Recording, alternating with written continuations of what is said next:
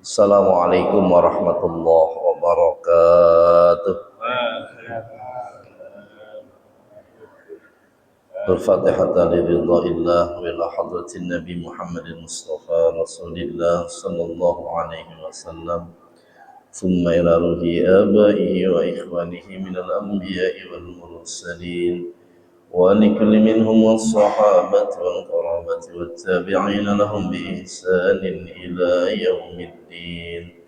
ثم يرعي آبائنا وأمهاتنا وأجدادنا وجداتنا ولإخواننا وأخواتنا وقراباتنا ومشايخنا ومعلمينا وأساتذتنا ولمن حق الأوسان علينا من ظلمنا أو أسأنا إليه خصوصا إلى روح الشيخ العالم على محمد بن قاسم الغازي وإلى روح الشيخ المقول مجاهد في سبيل الله جاهد المعلم بن طه أنور ولجميع المسلمين والمسلمات والمؤمنين والمؤمنات أن الله تعالى يتغشاهم بالرحمة والمغفرة واسم الجنة وأن الله تعالى يفتح علينا فتوح العارفين ويفقهنا في الدين ويرزقنا كمال الإخلاص واليقين وإلى حضرة النبي الفاتحة. أعوذ بالله من الشيطان الرجيم. بسم الله الرحمن الرحيم. الحمد لله رب العالمين الرحمن الرحيم مالك يوم الدين إياك نعبد وإياك نستعين اهدنا الصراط المستقيم صراط الذين أنعمت عليهم غير المغضوب عليهم ولا الضالين آمين. بسم الله الرحمن الرحيم. الحمد لله رب العالمين والصلاة والسلام على سيدنا ومولانا محمد سيد المرسلين وعلى آله وأصحابه أجمعين. أما بعد فإن أصدق الحديث كتاب الله تعالى وخير الهدي هدي سيدنا محمد صلى الله عليه وسلم وشر الأمور محدثاتها وكل محدثة بدعة وكل بدعة ضلالة وكل ضلالة في النار. بسند المتصل إلى الإمام المؤلف رحمه الله تعالى ونفعنا به وبركة علومه في الدارين آمين يا رب العالمين. Hadirin jamaah sekalian yang dirahmati Allah Subhanahu wa taala. Wabil khusus yang saya hormati DKM Masjid Al-Fallah beserta pengurus, para sesepuh pilih sepuh di lingkungan setempat, jamaah sekalian yang dirahmati Allah Subhanahu wa taala. Puji dan syukur marilah kita panjatkan kepada Allah Subhanahu wa taala atas segala nikmat yang telah diberikan. Salawat dan salam semoga selalu tersampaikan kepada teladan kita baginda Nabi Muhammad sallallahu alaihi wasallam.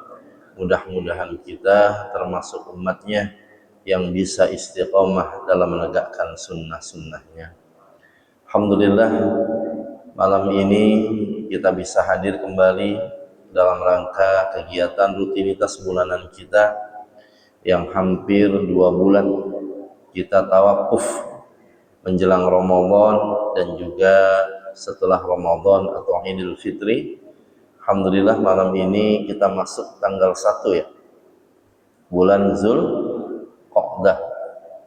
Ini udah masuk Zulqa'dah, salah satu Ashhurul Hurum, bulan yang begitu dimuliakan oleh Allah, yang kata Allah, inna iddatas syuhuri indallahi isna asyara sahran fi kitabillah yauma khalaqas samawati wal ard minha arba'atun hurum. Itu jumlah bilangan bulan Pak, jumlahnya ada 12 bulan sebagaimana menjadi ketetapan Allah ketika menciptakan langit dan buminya. Di antara 12 bulan itu ada yang disebut dengan istilah Ashhurul Hurum. Bulan-bulan haram artinya bulan yang begitu dimuliakan, dijaga kehormatannya oleh Allah Subhanahu wa taala dan Rasulnya baginda Nabi Muhammad sallallahu alaihi wasallam. Dan tentu saja ketika kita bisa melaksanakan perbuatan-perbuatan baik, perbuatan-perbuatan ibadah, maka insya Allah Allah akan memberikan banyak pahala keberkahan buat kehidupan kita. Apa bulan-bulan itu? Minha arba'atun hurum. Di antara yang disebut 4 bulan haram itu adalah 3 berurutan, Pak. Zulqa'dah, Zulhijjah, Muharram. Ini 4 berurutan ya. 1 misah, Pak, 3 berurutan. Ya, 1 misah, apa itu?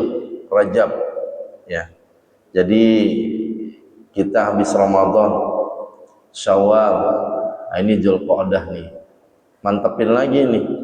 Kebaikan-kebaikan Ramadan yang pernah kita lakukan, minimal kita jaga, ya, minimal kita pertahankan, ya, kalau bisa tambah naik begitu.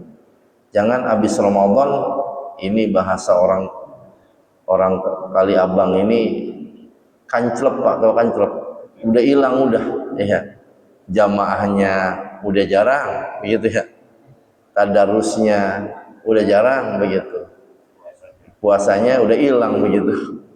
Kalau bisa ada bekas-bekasnya dah, ya, minimal jamaah dijaga dah, jamaah dijaga, yang sunnah dijaga, ya. Kalau tadarus masih kan ya Quran ini ya, masih nggak tadarus ini? Masih ya, iya. Insyaallah istiqomah ini kayaknya, kelihatan dari wajah-wajahnya ini, mirip Quran semua wajahnya gitu ya. Ya, istiqomah, ya. Jamaah sekalian, ya, tentu atas nama pribadi Al-Fakir dalam kesempatan ini, walaupun kita sudah bertemu di saat Idul Fitri kemarin, tapi alangkah baiknya saya masih pengen ngucapin ini, mohon maaf lahir batin ya. Jadi kita baru ketemu lagi, kalau banyak salah dan khilaf mohon diikhlaskan dan dimaafkan. Melanjutkan kajian kita tentang fikih ibadah. Jamaah sekalian, saya mau tanya ini kalau lagi sholat, lagi ibadah, pernah nggak bapak-bapak ini pegang siwak? Enggak. Kalau tasbih mah pada bawa gitu ya, kalau tasbih mah ya. Kadang-kadang tasbih pada bawa gitu, ingat. Kalau ini Pak, pernah bawa nggak nih? Pernah bawa. Pernah bawa? Ya, pernah. Iya. Terus kemana sekarang? Hah? Kemana sekarang? Iya.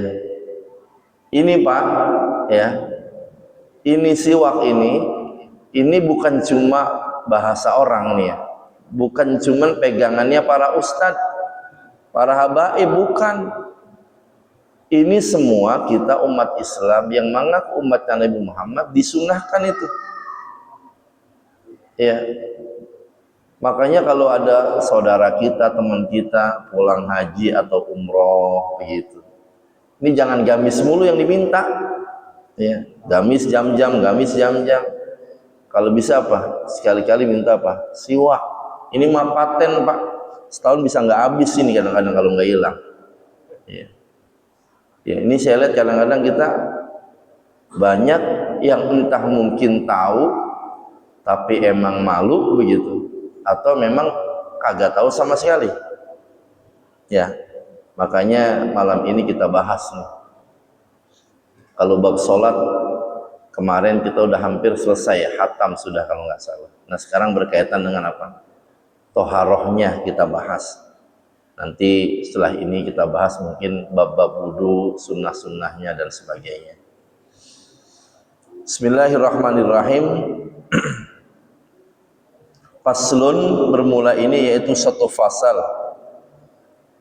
Was-siwaqu mustahabbun fi kulli halin illa ba'da zawali lis-shaimi wa huwa fi salasati mawadi'a asaddu istihbaban inda taghayyuril fami min azmin wa ghairihi wa indal qiyami minan naumi wa indal qiyami ila sholati. Siwak, Pak, ini katanya sesuatu yang sangat disunnahkan, dianjurkan. Rasulullah SAW itu dalam satu riwayat mengatakan, laula an asyukka ala ummati la amartuhum bisiwaki inda kulli salat. Andai saja Pak, andai saja siwak itu tidak memberatkan Pak, nggak repot begitu, niscaya kata Rasulullah SAW itu, la amartuhum bisiwaki ma'a kulli sholatin. Kita itu bakal diperintahkan tuh setiap kali kita sholat untuk bersiwak Pak.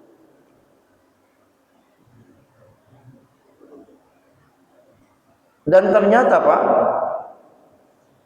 dalam pembahasan memang siwak ini masuk di sini, di kitab yang kita kaji ini masuknya dalam pembahasan apa? Wudhu. Ya. Tetapi sesungguhnya siwak itu disunnahkan dalam berbagai keadaan. Ini kalau mau wudhu pakai siwak nggak kita? Bersiwak nggak ini?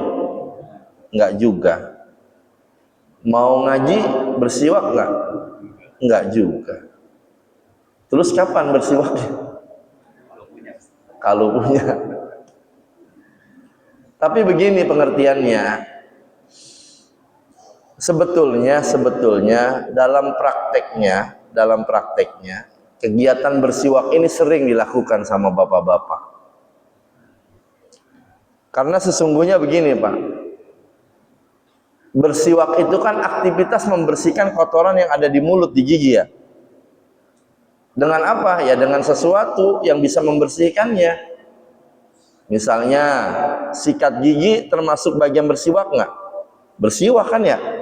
Ini sikat gigi berapa kali sehari kita? Minimal 2 kali ya, pagi sama malam. Berarti pernah bersiwak itu ya? Kan membersihkan kotoran tuh yang ada di gigi. Itu juga bersiwak. Ya. Tetapi dalam konteks kesunahan, kalau alat yang bersiwak itu bisa macam-macam tadi, sikat gigi.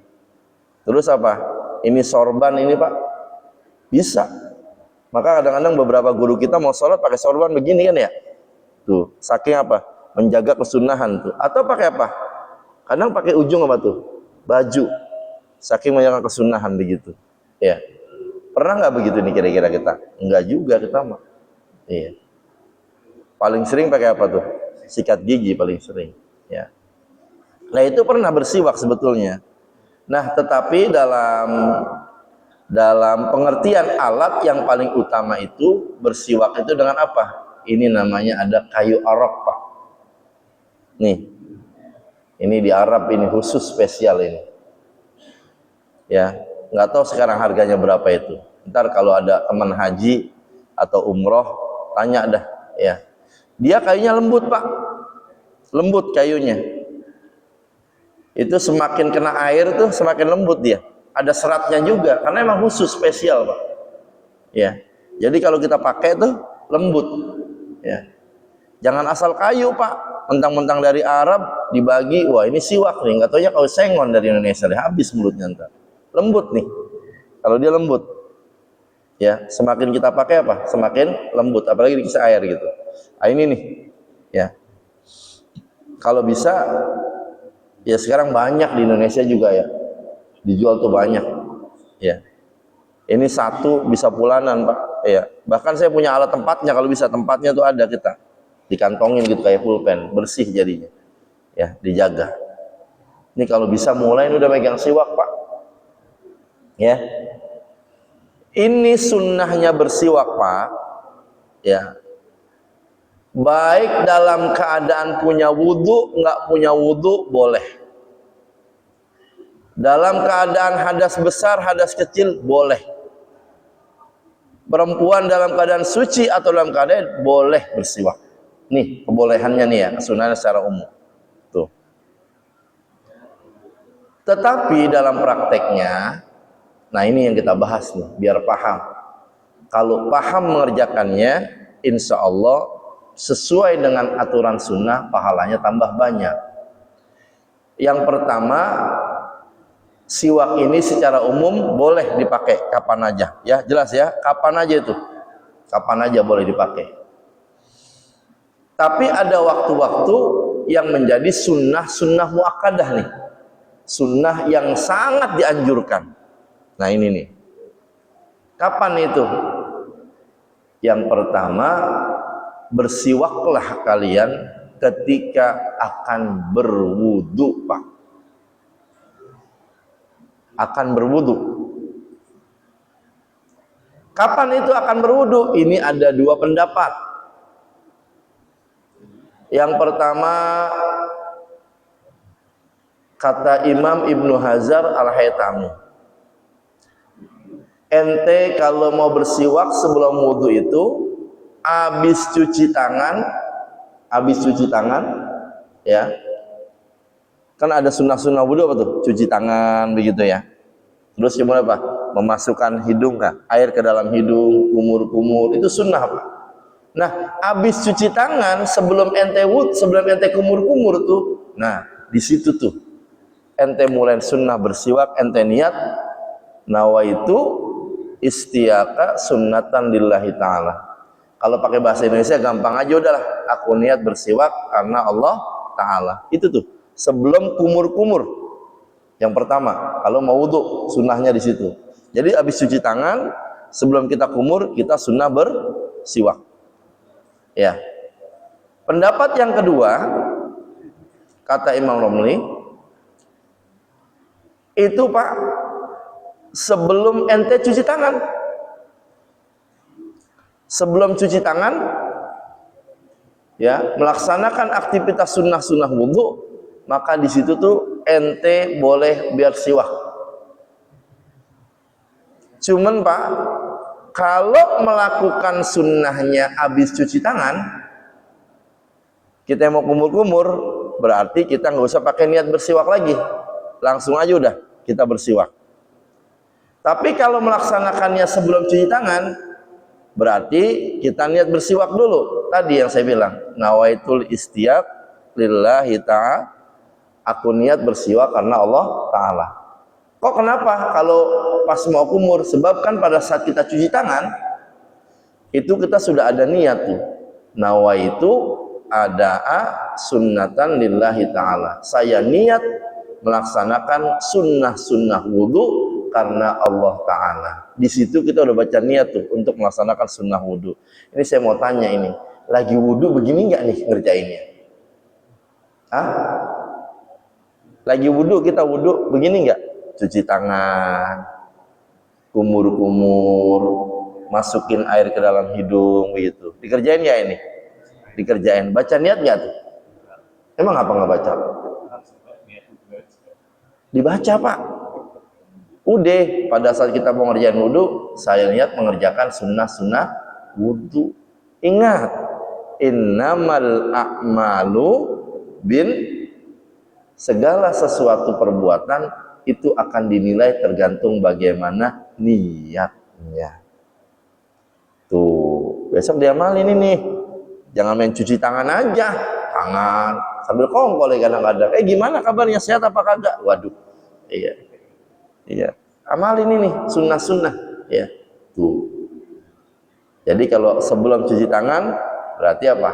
Di situ. Kalau mau ngamalin sebelum berkumur berarti habis cuci tangan, bersiwak di situ tuh. Nah, ini kalau mau wudhu. Sunnah yang pertama bersiwak. Yang kedua kapan Pak? Kapan sunnah bersiwak itu? Saat berwudu atau mau berwudu, ini yang pertama disunnahkan, kita bersiwak. Yang kedua, kita sunnah bersiwak indal qiyami ila sholah, saat kita mau melaksanakan ibadah sholat. Ini kerjain Pak. Walaupun sholatnya sholat sunnah, tarawih misalnya 2-2 begitu, udah setiap 2 rakaat siwak, habis sholat siwak, baca, udah aku niat bersiwak karena Allah Ta'ala. Ingat kata Rasulullah, tabdulus sholah perbedaan keutamaan sholat yang dilaksanakan dengan bersiwak, Pak, dengan sholat yang kita lakukan dengan tanpa bersiwak, itu bandingannya, Pak, 70 rakaat. Coba bayangin, sholat 2 rakaat, Pak, pakai siwak, dengan sholat kagak pakai siwak, bandingannya 70 kali, Pak. Tuh, enak nggak itu kira-kira? Pahalanya banyak nggak tuh? Ya Allah, Pak, apa sih susahnya apa mau ini doang? Kerjain, ya. Malen Ramadan tuh, bulannya Ramadan, ya, pahalanya gede. Siwak tiap 2 rakaat, tiap 2 rakaat siwak lagi, tiap 2 rakaat siwak lagi tuh. Kalau sholat wajib kan rakaatnya paling yang 2 rakaat subuh aja kan. Kalau yang lain zuhur 4, asar 4, maghrib 3, isya 4. Kita siwak. Ya. Kemarin-kemarin nih kayak gini nggak nih? Pak, kemarin-kemarin mau sholat pada siwak nggak ini kita? Kagak. Emang kenapa? Tahu kan ya? Tahu ya? Tahu nggak? Tahu pasti. Ya. Ngapa? Saya nggak pernah dibagi Ustaz siwak. Ya belilah. Iya. Paket data aja kalau mati terburu-buru dibeli kan ya. Ini banyak, Pak, di toko-toko herbal sekarang bawa yang jelas-jelas apa? Kesunahannya. Ya. Ya Allah, kali kalau misalnya kerja di kantor mah repot kita ya, misalnya. Udah pada saat kita sholat ke masjid kita sendiri nih, yang wajib-wajib kita datang kita bawa kantongin tuh. Bawa siwak, sholat wajib, sholat sunnah. Bayangin, Pak, 70 kali bandingannya pahalanya dengan yang tidak bersiwak. Tuh, ya. Masya Allah. Ya. Jadi ini yang kadang-kadang saya lihat jarang kita nih, ya, kerjain yang kayak gini, Pak. Kemudian kapan lagi sunnahnya? Jadi yang pertama kapan? Habis wudhu. Yang kedua saat mau sholat. Ya. Yang ketiga, Pak, siwak itu sunnahnya adalah inda taghayyuril fam, ketika kondisi mulut itu berubah, Pak. Berubahnya ini bisa jadi 2. Karena terlalu lama tidak makan, ya, kayak orang puasa tuh ya, kan kagak makan itu ya. Itu kondisi mulut kalau puasa gimana rasanya? Ya. Karena terlalu lama kita misalnya nggak beraktivitas makan dan minum, maka saat itu kita disunnahkan untuk bersiwak tuh. Tapi kalau lagi berpuasa, Pak, lagi puasa, kesunnahannya itu berlaku dari mulai kapan? Kalau subuh masih boleh, subuh masih boleh, pagi masih boleh. Tapi kalau sudah masuk waktu yang lumayan siang, zuhur dah, sampai nanti maghrib, itu kesunahannya bersiwak hilang buat orang yang puasa. Jadi kalau lagi puasa udah siang, kesunahannya ini disebut makruh, Pak, jangan pakai bersiwak katanya. Kenapa tadi? Sebab ada satu riwayat bau mulut orang yang berpuasa itu, Pak, kata Rasulullah, Pak, itu lebih aku sukai, lebih wangi, Pak, dibandingkan dengan minyak apa? Misik. Ini dalam pandangan Allah ya.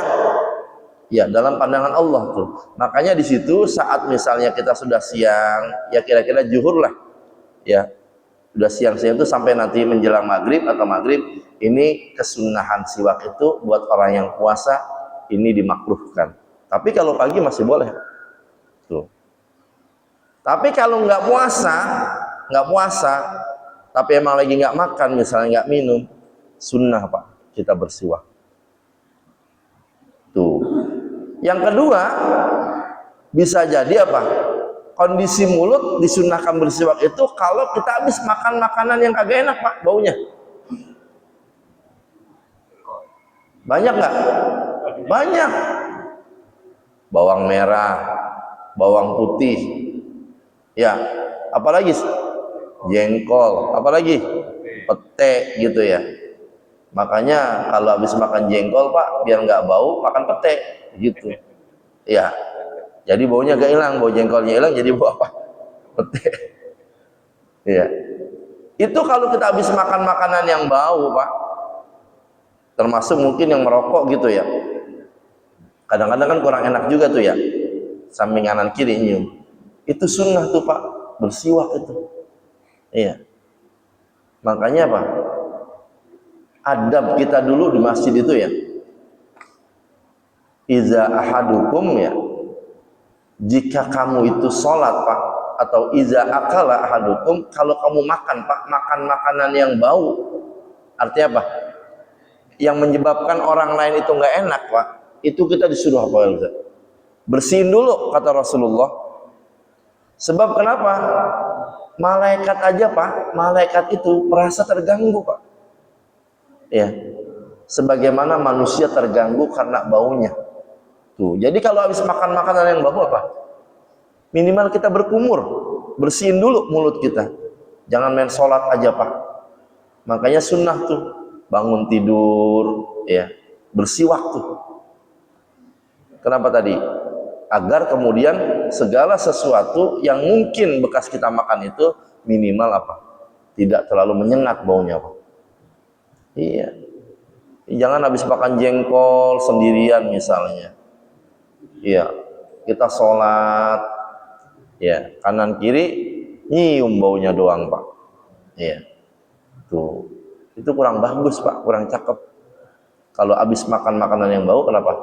Bersiwak. Ya, apalagi apa? Gosok gigi dulu ditambah pakai siwak. Mantap banget tuh dia tuh ya. Gitu Pak. Ya. Jangan langsung apa? Jalan aja, minimal kumur lah Pak.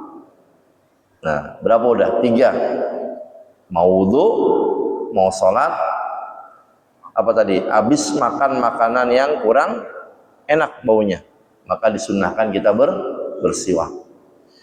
Kemudian yang keempat Pak, yang keempat itu sunnah kita bersiwak itu di sini disebutkan katanya di antaranya adalah ketika kita bangun dari tidur Pak. Ya. Bangun dari tidur. Ya. Bangun tidur disunnahkan apa? Bersiwak Pak. Ini bangun tidur ngapain kita? Iya, itu termasuk tadi. Iya, kalau bisa dijaga itu. Tidur siang tidur malam Pak. Cuman masalahnya kalau siwak pakai gosok gigi kan ribet dibawanya ke masjid Pak. Iya. Bangun tidur gosok gigi, ketiduran di masjid bangun gosok gigi lagi. Nah, olok Pepsodent ya kan ya. Cuman kalau pakai ini kan praktis ini, ya. Tiduran misalnya di masjid, tinggal bersiwak. Tuh. Tidurnya dapat pahala, bangun tidurnya dapat pahala. Tuh, ya. Kerjain Pak. Ya. Bangun tidur, baik tidur siang atau tidur malam, bersiwak Pak. Kemudian yang kelima, sunnah muakkadah bersiwak itu Pak kapan? Inda qiraatil Quran. Nah, kalau mau baca Quran, sunnah bersiwak. Iya. Mau baca Quran apa? Siwak dulu Pak. Tuh, biar tambah apa? Tambah berkah, tambah banyak pahalanya Pak. Iya. Kapan lagi? Kemudian apa? Sunnah yang selanjutnya apa? Saat kita ngaji Pak, taklim. Ini begini nih, kita ngaji hadis, ngaji tafsir, ngaji fikih. Pokoknya kita ngaji atau mungkin kita zikir-zikir tertentu yang kita buka kira-kira menyebut asma Allah, menyebut nama Rasulullah. Sunnah kita buat bersiwak Pak. Ya. Tuh, banyak banget kesempatan pahala buat kita Pak ngamalin ini. Lah kalau sebulan berapa kali ngaji di sini Ustaz? Sebulan berapa kali ngaji? Ada yang maghrib, ada yang subuh, berapa kali seminggu?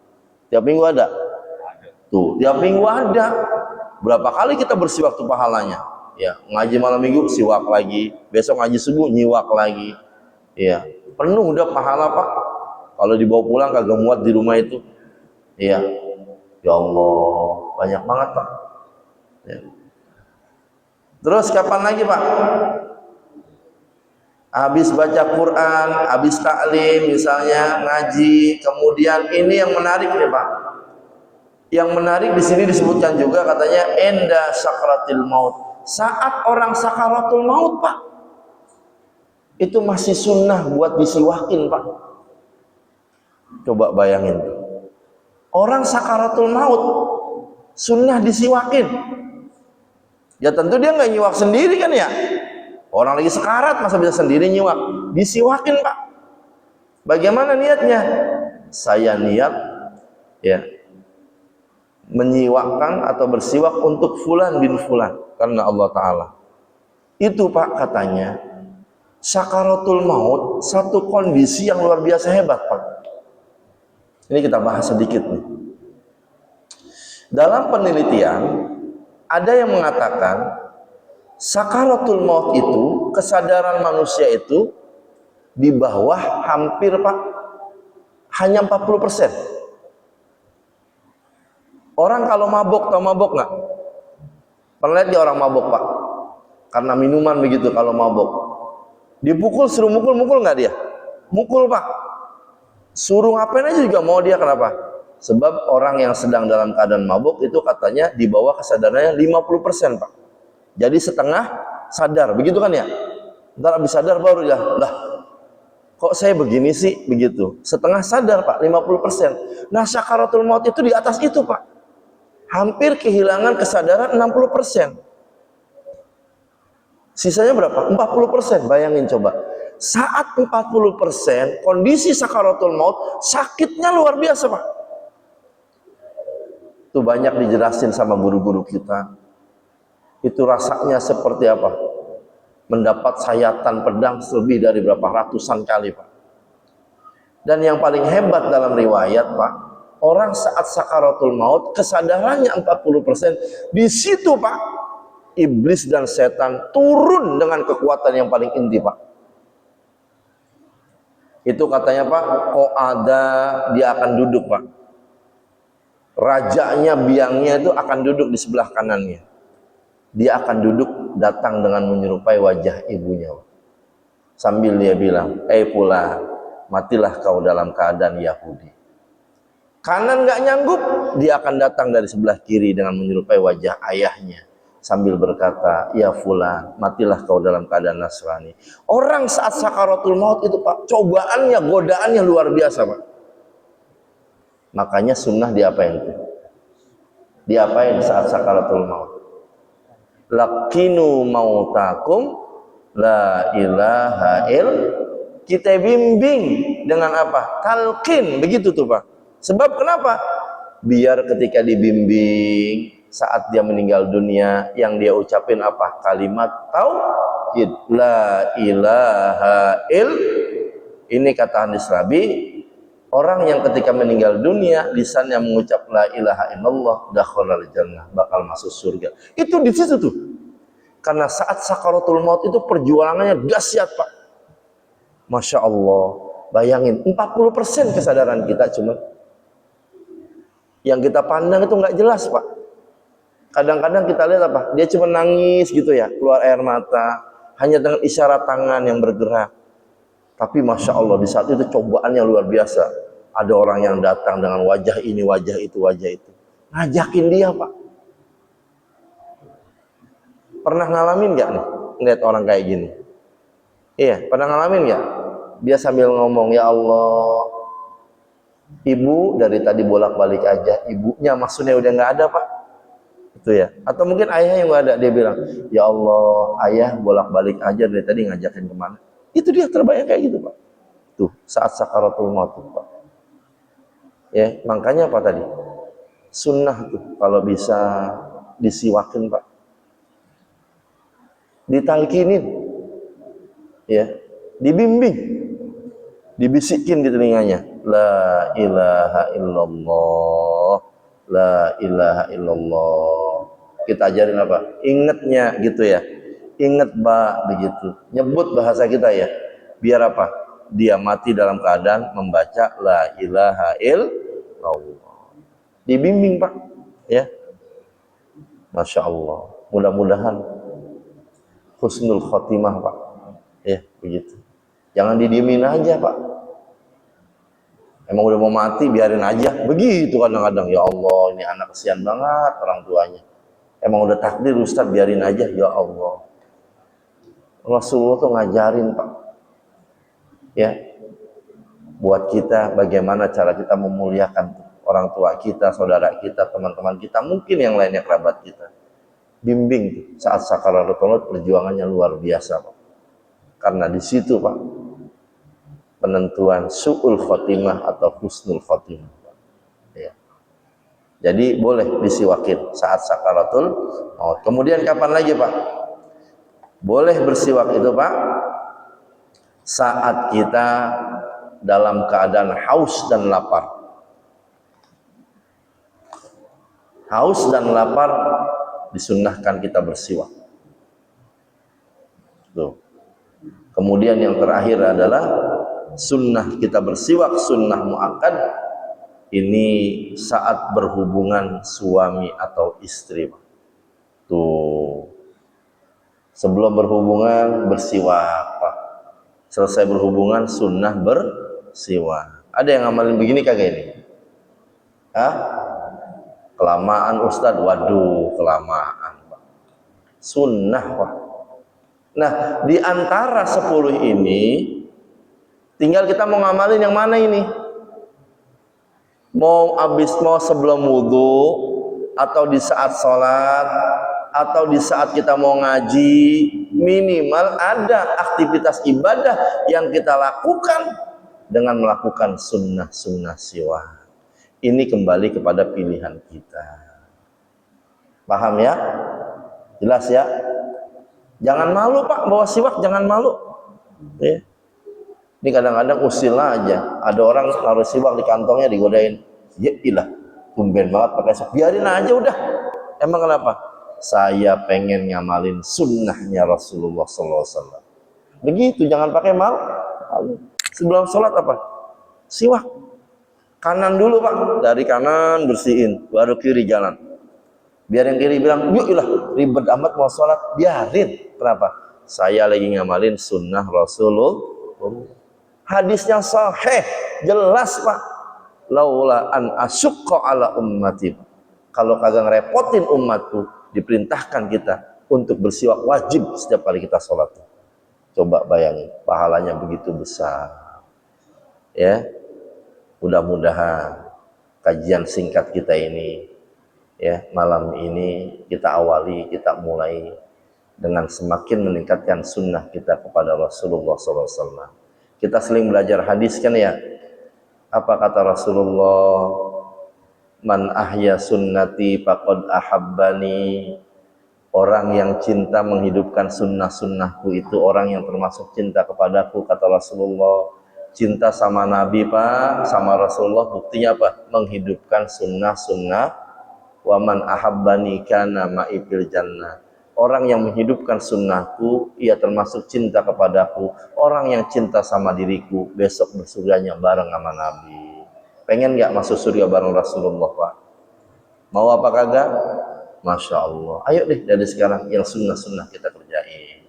Ya mungkin sampai sini pembahasan kita. Kalau ada yang mau ditanyain silakan. Kalaupun tidak ada ya Alhamdulillah. Terima kasih Pak.